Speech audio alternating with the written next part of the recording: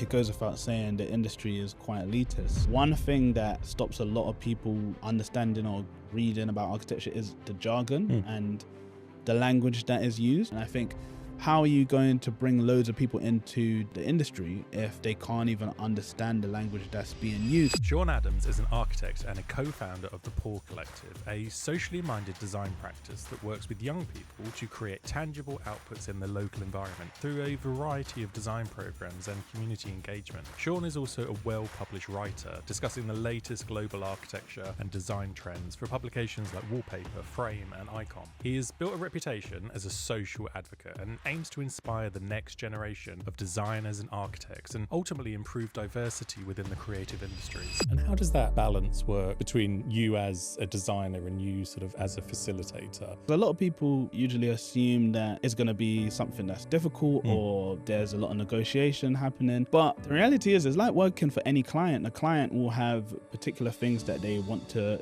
have or things that they don't want to have. Imagine the future. What change do you hope for the industry? I mean, firstly, Shawn, thank you so much for joining me. Why architecture?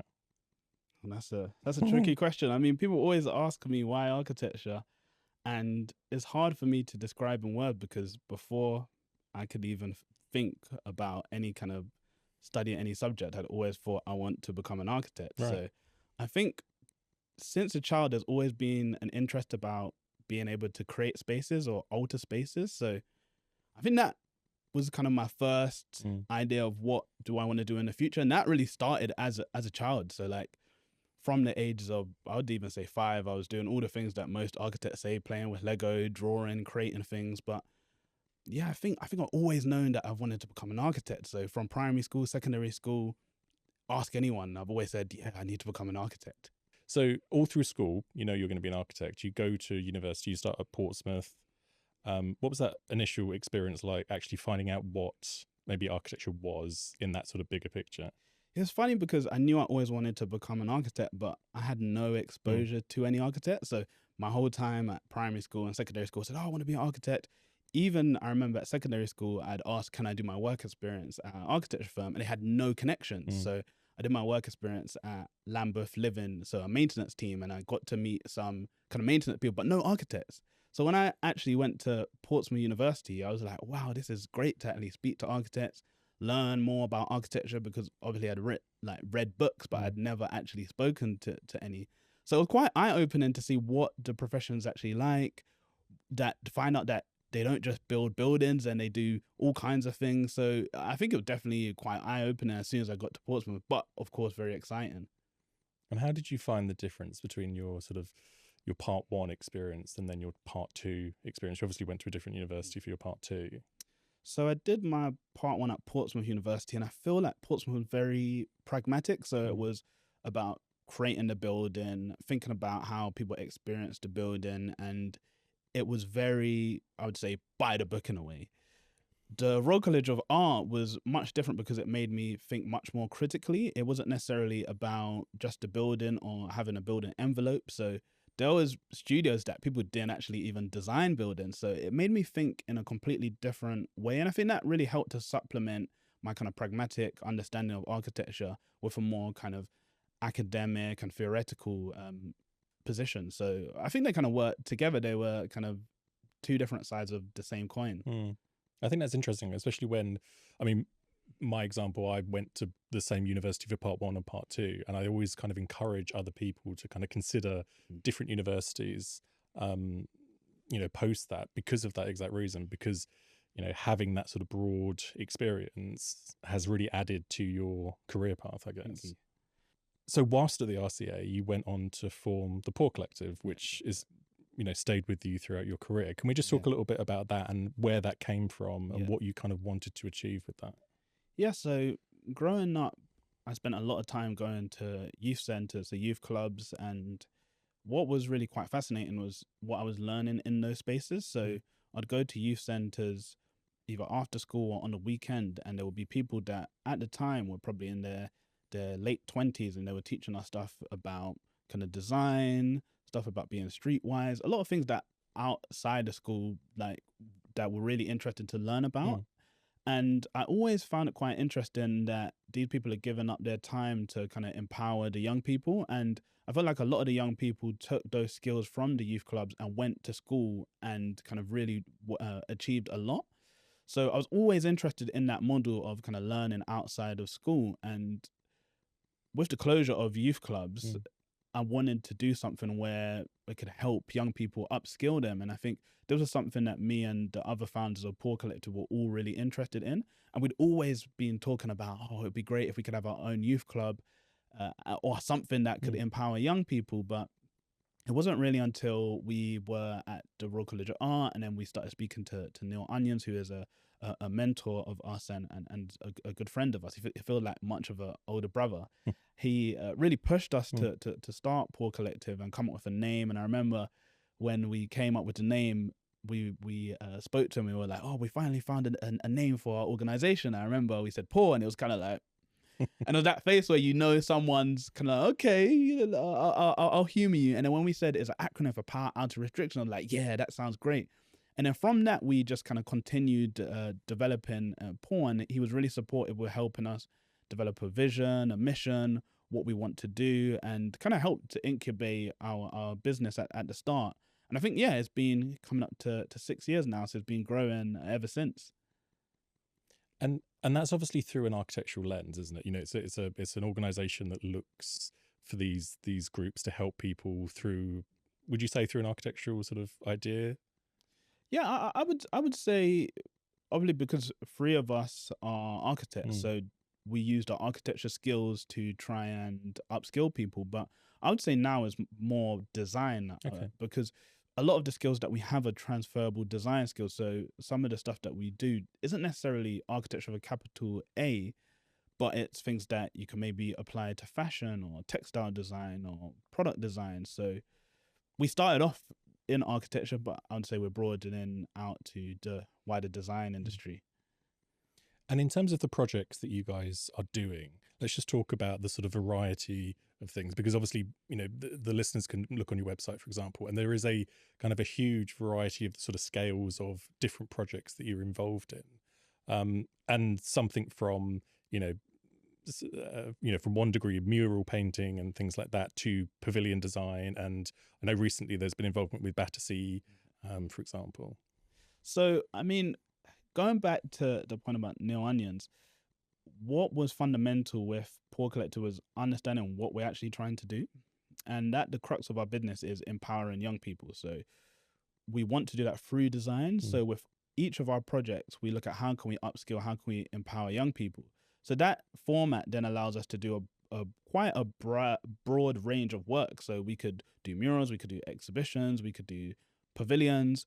But at the crux of it is this upskilling. So work with young people, giving them the tools to contribute to the design. So in a way, we see ourselves as designers that work with young people. So we could technically design anything as long as young people are involved in some kind of format. So that's why you'll see us in an alleyway painting a mural with young people in Mitcham, or you'll see us doing an installation in a public space. So it really depends.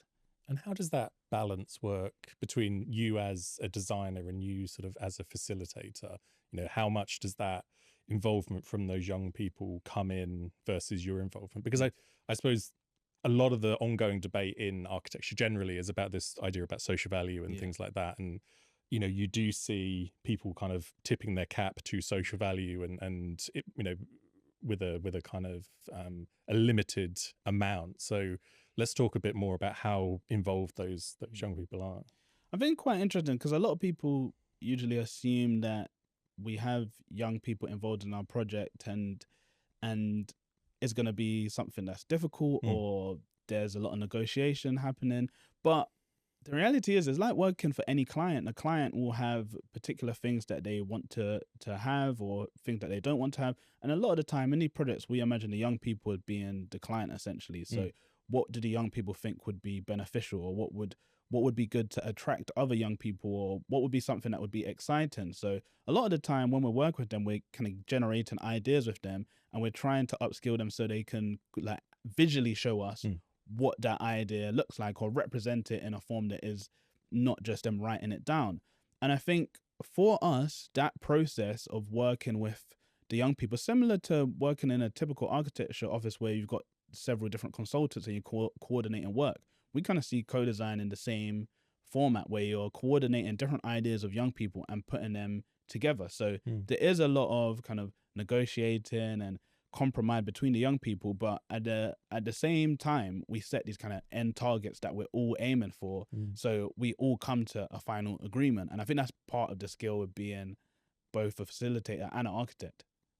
I think that's fascinating, and particularly I can imagine the skills that they're learning through that process, even just working together, working to a program, understanding the process of that, the value in not just the sort of design aspect, but in the actual, producing of something within a period of time, I guess. Yeah, because I think a lot of the skills are transferable skills. So with co-design, there's a lot of speaking to others and communicating your ideas and either getting them to agree or debating. So these are skills that are really important for young people. So being able to speak to others, speak with others, to communicate your ideas, to work as a group, to also kind of stand in front of everyone and speak about your design. These are skills that aren't only for architecture students, but skills that everyone should have. And I think these are some of the things that are really important to us, upskilling the young people. So even if they don't want to become an architect or a designer, they can take away some of the public speaking skills. They can take away some of those kind of debating skills and apply them to different industries. And I think that is really at the crux of what we are trying to do at Paul. I mean, you've been doing this for the last 6 years. Can you think of an example of someone that has experienced, work you've worked with and has gone on to use those skills? One of the students that we really like to talk about is Chloe, who was the first Build the Way intern. So we worked with GPAD to found an internship called Build the Way, and we went out and did a whole kind of recruitment. We did some initial branding, made a landing page, made a video as well, did some interviews. We interviewed a few students, and then we picked Chloe. And it's great now to see that she did that internship at GPAD. Then now she's gone to study on and study architecture. So to be able to see that journey where we've created an opportunity that didn't exist before because we hadn't seen an internship in that format, then do the internship and then go on to university and study architecture was really, really, really a proud moment for all of us. Yeah, it's wonderful. And I suppose you obviously mentioned people like GPAD and Neil. How much of your sort of involvement is about sort of communicating, getting people to believe in your idea, to bring different companies and different bodies together to move forward with something? Because it is a real skill of an architect as well. I think that's pretty much all we really do. Go around and get people to believe in our ideas, because a lot of the stuff that we have done through Paul is things that we actually hadn't seen being done before. So when we started the internship, there wasn't too many examples in architecture. I don't even think there was a specific architecture example that we looked at. Even when we started Paul Collective, there wasn't loads of examples that we looked at for the business and how we're going to run the business. But I think we like to think that we're idea generators. So we come up with loads of ideas, sometimes to our own detriment, where we'll be thinking about too many ideas. I know the feeling. But what we like to do is actually try and go out and do something. So we don't want to just sit around and have these great ideas. We want to try something, and we might try, we might fail, but at the same time, when we're successful in those things that we tried, we believe we create moments where we've really empowered young people. So like the internship, we had done an internship before, painting a mural in Mitcham. Like we'd never painted a mural in our home area before. Some of the early installations, we hadn't created installation before. We were literally students when we were doing a lot of these projects, but it was about believing in ourselves and getting people to also believe in us to then create these kind of magical moments. It's wonderful. Action over perfection. Literally. Interestingly, we spoke to Simon Bayliss recently from HTA, and I know you have a role at HTA as well. Can we talk a little bit about that? So I started HTA as a Part 2 architectural assistant, and it was interesting because at the time, everyone knew that I was already doing Paul Collective. I had a job at Central St. Martin as well, so I was already working 2 days a week, so I only had 3 days a week that I could actually work in an architecture office. So most people always ask me, how do you get this job? But HTA were really accommodating, and they really liked the stuff that I was doing. I actually did a talk for HTA like a few weeks before I actually accepted the job there.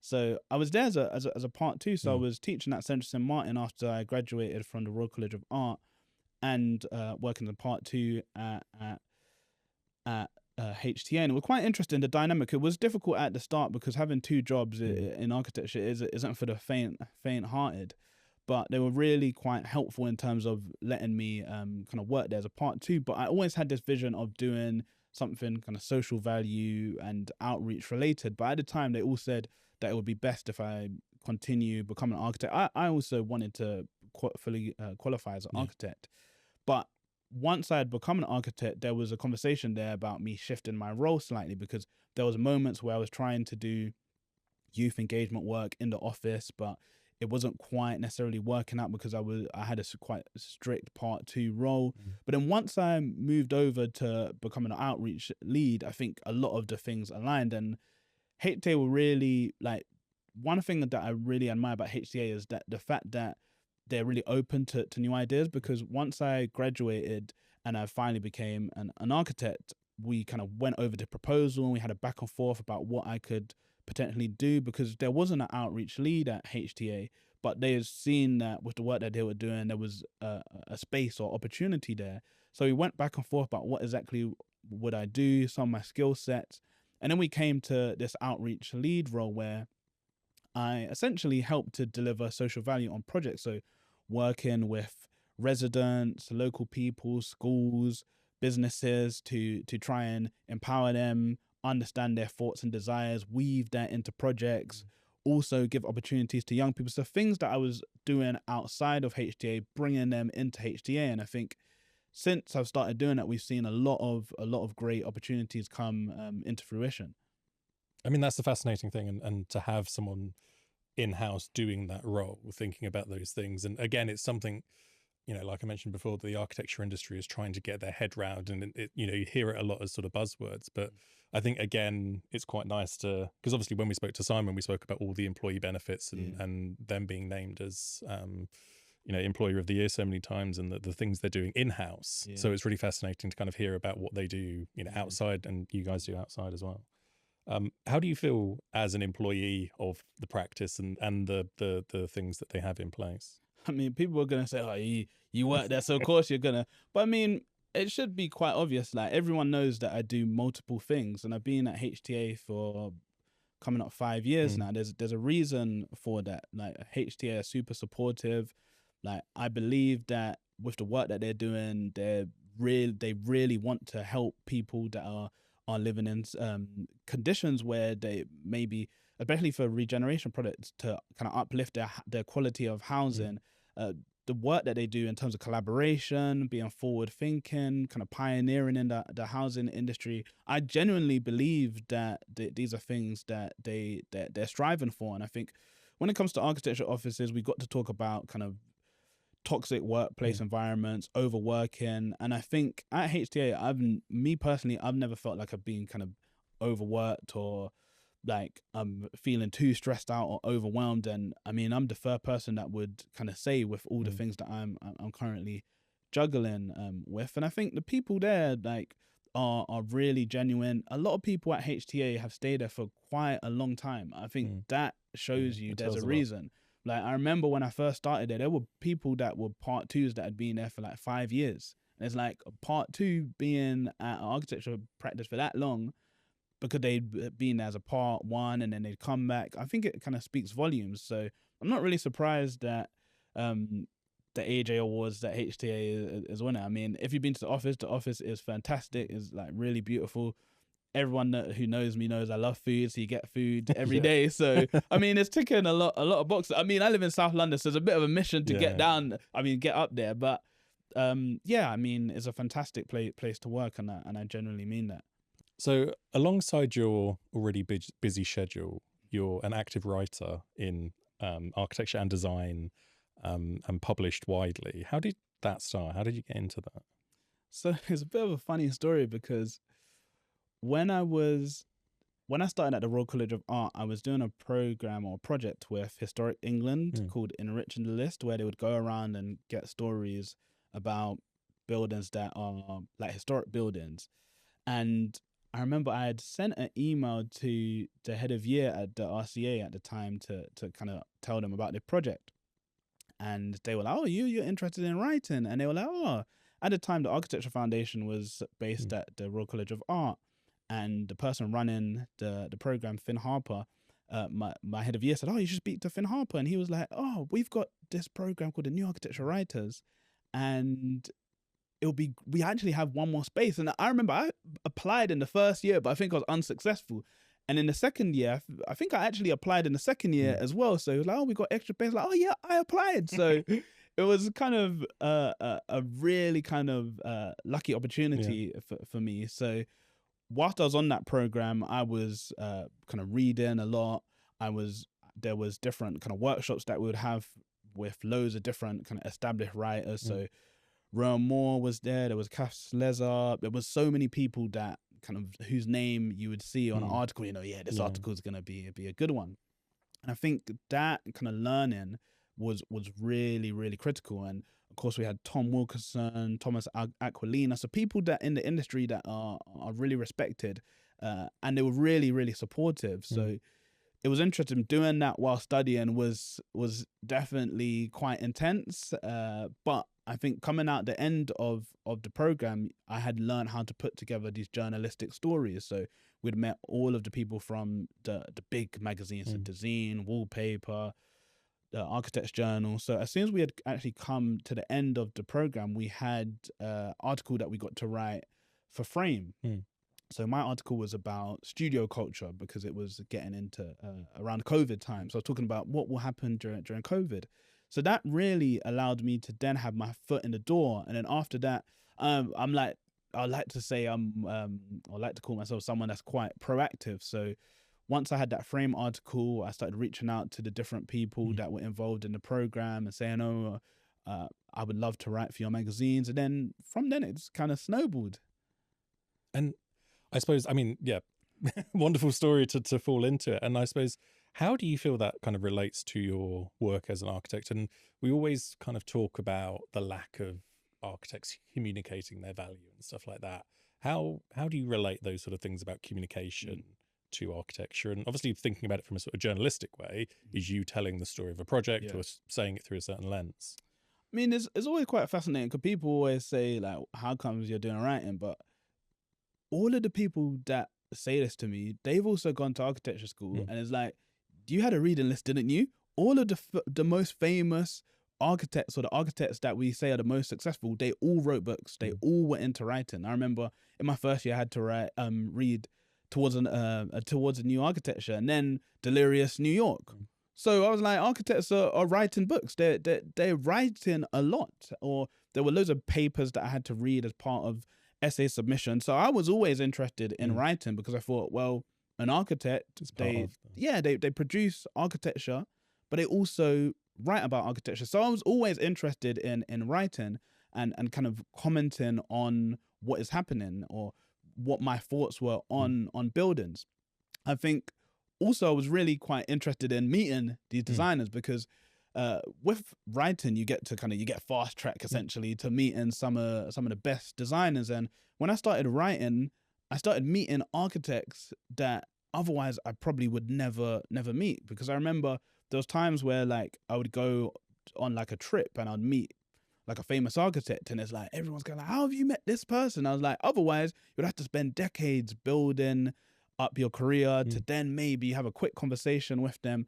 But then it gave me a lot of access to a lot of designers, which I thought was like quite great for me as a student to kind of see how they work. And otherwise I just didn't know how I'd get that opportunity to meet those designers. Yeah, completely. And I suppose that's the thing in terms of the communication around the whole piece. I mean, I feel probably similarly about the podcast. It gives me the opportunity to talk to lots of people and understand their experiences in architecture. And like you say, like meet people that I probably wouldn't have had the pleasure of meeting as well. One thing I wanted to talk about is you obviously are a qualified architect, but you also seem to transcend those things in terms of design, fashion, art, and particularly in the written articles that you produce, and the places we sort of see you, but also in your newly created sort of video content as well. I wonder if we could just sort of touch on how you see the design world and not just sort of architecture in this little bubble. I mean, it's so interesting because we spend so much time at architecture school learning about architects that also designed furniture, that also did all kinds of different work. They also wrote, perhaps they were interested in certain art movements. So there's so many architects in history that have done a broad spread of work.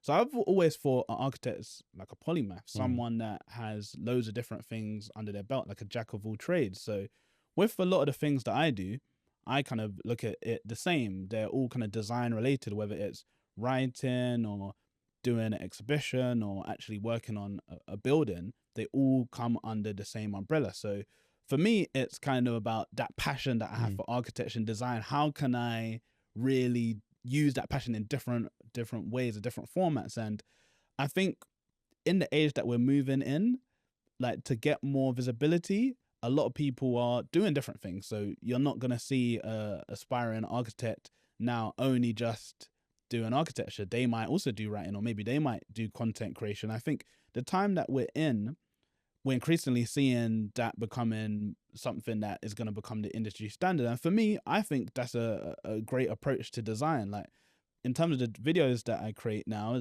they are essentially my written format work in a video format. So it's the same skills in terms of gathering the information, doing the research, but now instead of just writing them, I'm speaking them out. So a lot of the skills are transferable. But I think with the work that I do, I like to push the limit of every skill that I have. So I don't like to, if I think, oh, my writing's improving, how can I use my writing in a different format? Maybe I use that writing to then create a script to write and then put together a TikTok video. Or my public speaking skills, or maybe the public speaking skills that I learned in studio, I can now use that for my TikTok video. So there's a lot of skills in architecture school that you learn, but I think a lot of people just kind of let them lie dormant. Me, I'm trying to push them to the max and see what I can do with this 7 years of training. I think that's a really fascinating idea, and it's, I mean, from my personal experience, I can completely agree with you there, because I suppose at a base level, drawing was always my thing. Writing, I always found it difficult, and it's only through getting into content creation, for example, and putting yourself out there, that my writing has really improved, because I do it so much more and I think about it so much more. But you're completely right, and it's part of that sort of, I think, a really good thing about the next generation of architects coming through is that they do think about things outside of architecture so much more. And the 7 years as giving you a skill set, and then you being able to adapt that to different roles, to different opportunities, and almost, take control of their career a bit more, rather than just going down that singular route that so many of us have done, which I think is a really positive thing. In terms of your videos, because this obviously aligns with things I'm interested in as well, what do you see as your audience, and what do you see as, because obviously a lot of the content that you produce now is, like you say, probably similar to the articles that you might write. So you're, presenting something and then giving your thoughts on, something that's happening in the news or something that's happening in design. Who are you talking to with that, and I suppose, what type of stories are you trying to tell? I've got a variety of audiences. So one audience is the architecture and design community, people that are already reading the HTA Design, Hypebeast, all of those platforms. But then I would say another part of that audience is people that have an interest in design, but they don't know about those magazines. So there's really interesting architecture news that is coming out on the HTA, but the everyday person might not know about that information, or they just don't know where to go to find out about architecture news. So for me, it's about distilling the information. So there's so many different articles that come out, but where is the video content around a lot of those stories? There's not any video content. And I think now, with so much video content coming out on Instagram and on TikTok, I think another audience that I'm now kind of trying to tap into is a much younger audience, because a lot of young people, they're on social media, they're watching videos, they're not going to go and subscribe to the AJ at age 14 or 15.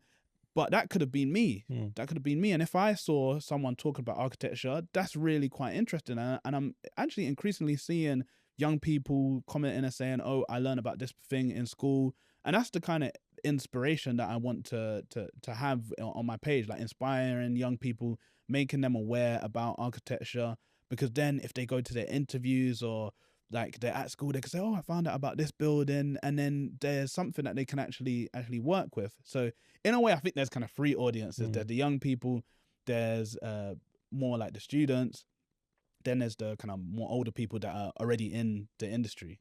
I think it's a fascinating thing about how, I mean, and it kind of goes back to that bubble idea of, you know, how we in the design community and the architecture community speak and think about things and communicate, you know, design and architecture. And then there's the other thing of being able to transcend those things and be able to talk about those ideas in a accessible way, in a compelling way.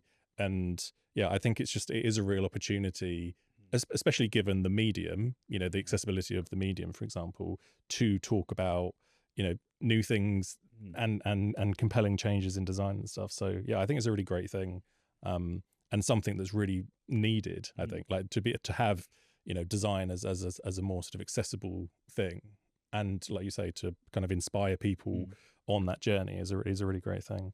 Yeah, I think it's interesting when you say that, because one thing that stops a lot of people understanding or reading about architecture is the jargon and the language that is used. And what I learned on the New Architecture Writer program is about precise language. So you don't need to have so much jargon. You can use very precise words to describe things. So that in turn will make things much more accessible. So even just the way that I speak, I don't speak with a lot of long words, or I don't try and sound pompous. But if you're thinking about a lot of the text that you've read in architecture, a lot of them do sound like that. And I think, how are you going to bring loads of people into the industry if they can't even understand the language that's being used? So even with my videos, of course, I know some people think they're kind of a bit animated, they're a bit theatrical, but that brings people in. I think that makes them accessible, because I don't want to be using loads of technical language and then people kind of to flick through the video in like a second because they get bored by all of these words. So for me, it's about accessibility. In the right crowd, I will use all of the technical language and I will use the correct terms and make sure I have all the statistics. But if I'm talking to the everyday person, no, I'm not going to be using all of these big elaborate words for no reason. But I mean, think about it in the sense of how architects work with clients. You know, so much of our work is about explaining these ideas to people that aren't trained in architecture. The people that experience the building aren't people that are trained in architecture. So I think so much of what we do is to kind of get our heads out of our own asses, sort of thing, and you know, communicate clearly and succinctly and with precision. So I think it's a really refreshing and, you know, like I said, much needed part of the profession. Obviously, a theme that's kind of coming through the conversation is kind of talking maybe to your past self or to other people, you know, young people, in terms of sort of representation and one of the sort of probably the aims or ambitions of the Poor Collective sort of thing, is to kind of increase representation from you know, different demographics into the industry. How do you feel that that's changed over maybe even just your career path? I mean, I think there's a lot more people that are trying to lead by example now. So before, it felt like the architecture industry was very elitist and wasn't very diverse. And a lot of people would speak about this, but there wouldn't be people visibly kind of doing things. I think now we're seeing people feeling much more empowered to start their own collective, have their own platform, maybe start their Instagram page or TikTok page and talk out about things. And I think that has really helped attract more people to the actual industry. I think there's still a lot that needs to be done in terms of that visibility though. So a lot of the time I feel like a lot of architecture practices only showcase their work, but what about the employees? Like, what's the representation in your practice? How are you trying to showcase that there's opportunities for a very diverse workforce. So I think there's still a lot of work that needs to be done in that regard, but being able to see more women in architecture, more ethnic minorities in architecture, is really, really more inspiring for me, because even if it's people that I don't necessarily identify with myself, but if I see that they're quite different from what is typically seen as the quote unquote architect, I mean, that makes me think that, wow, this is an industry for everyone. And it's moving forward, I suppose. And I suppose, do you see yourself in that, you know, you putting yourself on a platform, you communicating out, you know, you are basically putting yourself in the architecture design profession and communicating to the next generation about, you know, people can succeed in this profession, sort of thing, and showcasing, you know, in essence, people that look like you to young people that, you know, will see that and can come through, I guess. I mean, I would like to think so, because with all the work that I do, I try and say to people, I'm not doing anything that's different from what you can do. Like, everyone can do writing, or they can make the TikTok videos, or they can have their own organization. But I just like to lead by example. So I don't want to say you can do this. I want to show people. I want to show people you can write an article and you could go to Thailand off the back of that, or you can write an article and you can go and see the latest design show. So it's one thing saying that to people, but if you can show them, look, this is literally what I've done, so I know you can do this, I think that's much more inspiring. Yeah, incredible. You've built a career that will see you at the launch of a new Jaguar in Miami, or painting a mural in Mitcham. Is that part of the plan? Is that how you imagined your work as an architect being, or is this all sort of fallen into place? I mean, I never imagined. I definitely saw myself painting a mural in Mitcham. I didn't quite see myself in Miami at a Jaguar launch. But I think that kind of goes to show, if you work hard, you'll end up in places and rooms that you never imagined that you'll be in. And I think, going to the point that I said earlier about leading by example, I want to show people that, look, writing isn't, you're not just going to write an article about a building that's based close to your house. You can write about things that are on the other side of the world. You could actually also write about cars. You could write about hotels. You could write about furniture, tech. You can write about anything. Once you've got a skill, and there's a transferable skill, you can use that in any format. So I didn't really imagine that the work that I would do would be so broad in a way. I just imagined at the start that I'd probably be working on houses and offices. But over the years, I've realized that architecture and design is everywhere. Like, spatial design is everywhere.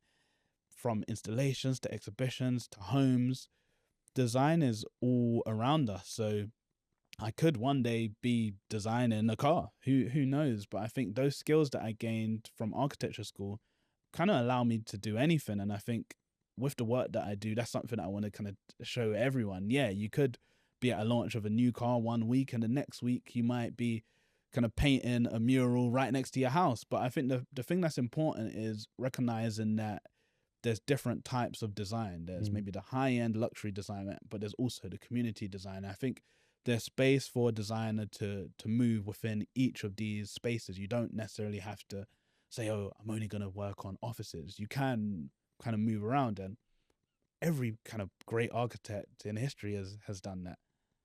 Yeah, it's incredible sort of variety. And I mean, does that play into your sort of nature of wanting to do lots of things? Because I have a similar thing of trying to nail myself down to one sort of thing, but I think I'm at the point in my career where I love the variety. I love doing these different things and communicating, meeting different people, having these different experiences.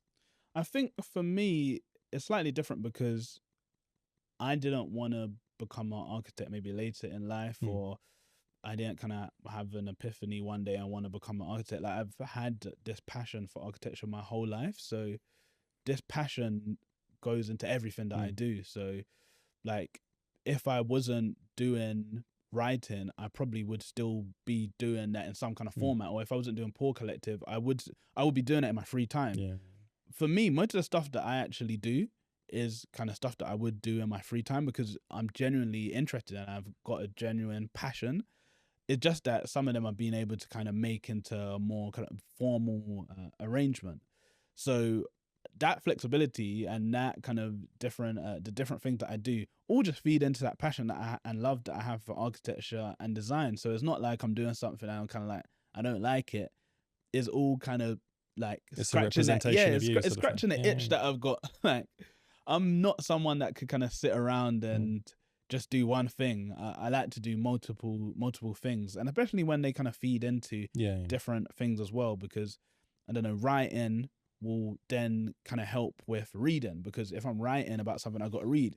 And then that reading is important because I want to be up to date with what's going on in architecture. So they all kind of come together in a weird mixture. But I think, I think I'll always be trying to do a little bit of everything. It's been an incredibly fascinating chat for me. In terms of your advice to the next generation, because obviously you have a really, great sort of connection with young people coming through, and what is the sort of advice you give to people that you work with and people that are interested in becoming architects, and particularly the next generation coming through? They have all this new technology that, there's all of this big question around architecture and what's going to happen to the profession and things like that. What do you say to young people?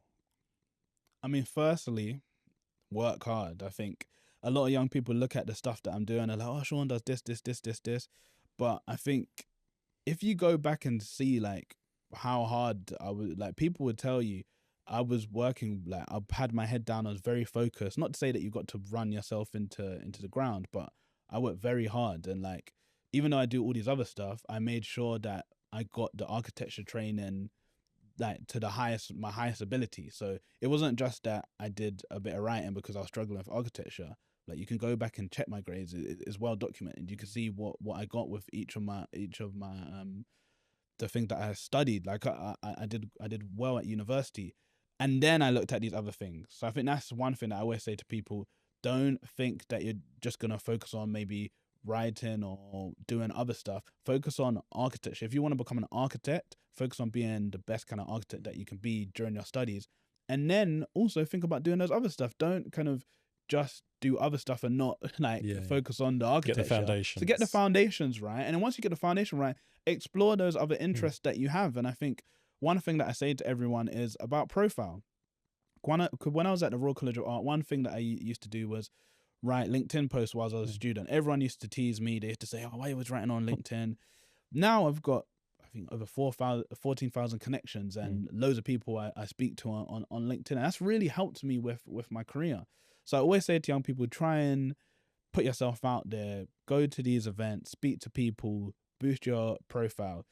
There's a phrase, I think it's closed mouths don't eat, because if you're not out there kind of showing your face, people don't remember you. Don't get opportunities if people don't know who you are. So I always say to young people, start at university, like speak to different tutors. When I was at the Royal College of Art, I was speaking to tutors that weren't even my own tutors, because it's like they've got, or they do something that I'm interested in. So speak to people, build your profile. I think especially now, because I hear a lot of part ones speak about the difficulty with the job market, you've also got to think you're competing against someone that has the same skill set as you. If not, they could be potentially better than you. What else can you offer? Are you good at public speaking? Are you good at using AI? Do you make videos? Can you offer something that someone else isn't able to offer? And I think that makes you much more attractive to an architecture practice. So I say to young people, that's not to say don't try and do loads of things, burn yourself out. Focus on your studies, keep your head down. But if you have another interest, start to nurture that interest slowly and develop that. Because if you start, let's say, at undergraduate, by the time you graduate, that interest, you might, if you're saying you're making content, you might not have a really good technique to create content after 3 years. So when you're applying for jobs, if you present that could be really attractive to a practice. So I think first thing, work hard, and then, raise your profile. Imagine the future. You've gone through your career and you're at an age of retirement, if you ever do retire. What change do you hope for the industry? What sort of thing do you hope to look back on? I mean, I think it goes without saying the industry is quite elitist. So, and especially when you consider the different work that architects are kind of working on, I think one thing that I would want to see is a much more diverse kind of architecture profession that speaks to the general public. So I want to see, by the time I retire, architects being the people that are on television speaking about issues or things that are happening in society. People actually knowing who are architects. That if I ask someone, name an architect, they're going to be like, probably can't name one. So I want people to be able to name an architect because of their contributions to society. So I want people to know architects. I want you to go on architecture websites, if there's websites by them still, and see a diverse range of staff and look at those members of staff and say, I can be an architect.